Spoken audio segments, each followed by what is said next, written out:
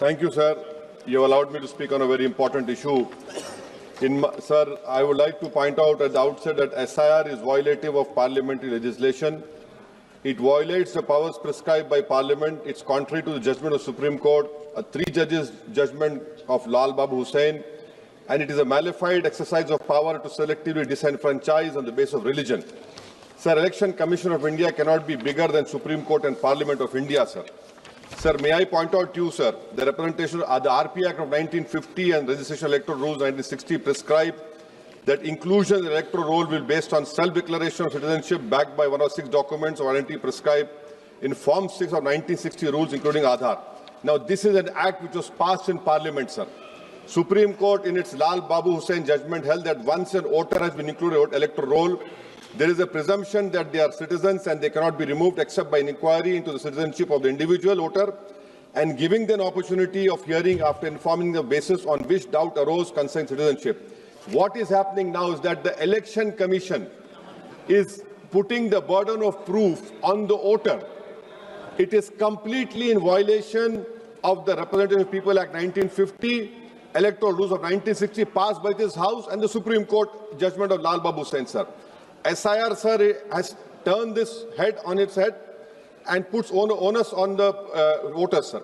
Sir, voters who were part of the electoral roll in 2025, instead of being given the benefit of presumption, are required to submit documents to prove the citizenship. The 2003 electoral roll is arbitrarily fixed at the baseline for which revision is being conducted. Sir, ECI is not a body empowered to go into question of citizenship. A power lies with Ministry of Home Affairs, Government of India, and Foreigners Tribunal created under the Foreigners Act. Sir, may I point out to you that what ECI is doing is wrong. Section 14A of Citizenship Act 1950, read with 2003 NRC rules, Section 4, subsection 2, 3, 4, 5, 6, prescribe just such an exercise of evaluation of citizenship to be conducted by central government. How is it the ECI is assuming the power given to another agency of Parliament just by passing executive order? This is an occupied field. The ECI has no role to intervene.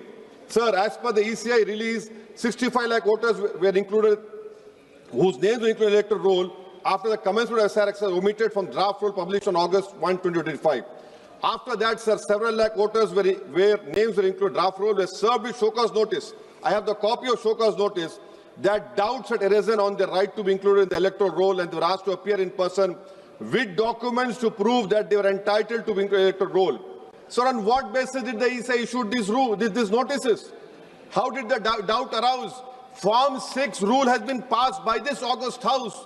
How can the ECI do it? They are violating the sanctity of a law that is passed in this August House, sir.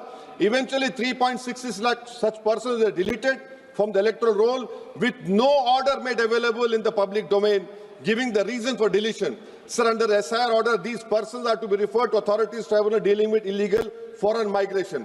Now, sir, look at this, what the government is supporting the ECI.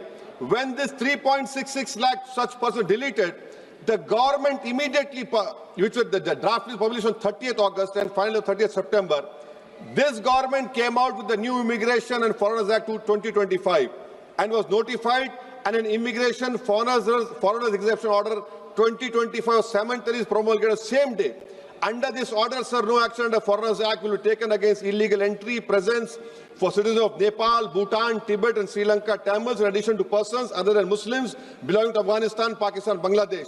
Sir, when Supreme Court is seized on the petition of CAA, government issues a foreign exemption order. Why? Because they realize that in this 3.66 lakh, there can be people more than the non-Muslims also to protect them.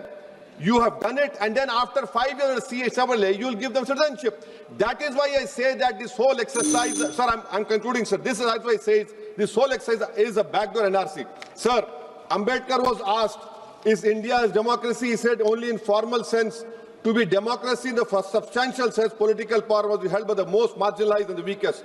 He repeatedly said political power is the key to social progress. You have only 4% Muslims over here. The ruling party has no Muslim member. If Lok Sabha increase representation of OBCs and the upper caste is there, now it is at the cost of whom? Muslims are not there. They're not being reflected in the secular parties. For example, if Muslim majority seats like Wayanad can elect non-Muslims, surely Rai Bareli, Amethi, Ottawa can elect Muslims, sir. And now coming to coming to this electors, sir. We are only become electors. We are not getting elected. Please conclude. Coming, sir. I'm concluding, sir. Give me 2 minutes, sir. Please, sir. Now, coming to this this whole donations, BJP got 88% donations, sir. Nearly 2,243 crores. So we the people is now represented by We the Private Limited.